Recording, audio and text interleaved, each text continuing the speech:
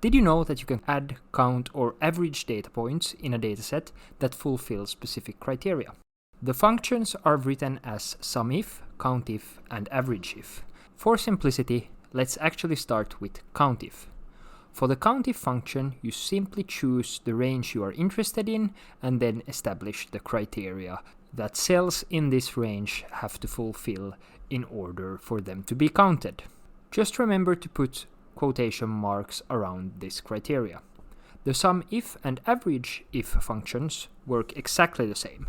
First, you choose the criteria range, meaning the range you want to test whether or not the function should be performed.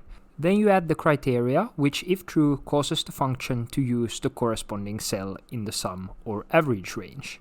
Again, remember quotation marks around the criteria. Let's demonstrate all three of these with an example. So here you have all the Pokemon from Gen 1 along with their stats.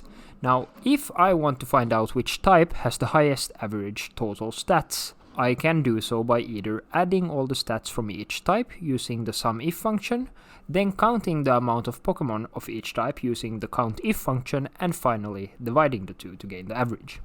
Alternatively, I can just use the AVERAGEIF function to achieve the exact same thing. In either case, first choose the range where to check if our criteria is true. Then set up that criteria. In this case, the type of interest is written within quotations and an asterisk on each side is added to account for Pokemon with more than one type. Finally, in the case of SUMIF and AVERAGEIF, the range we want to use those functions on is also specified at the end. If you want to learn more tips and tricks about Google Sheets, check out this playlist.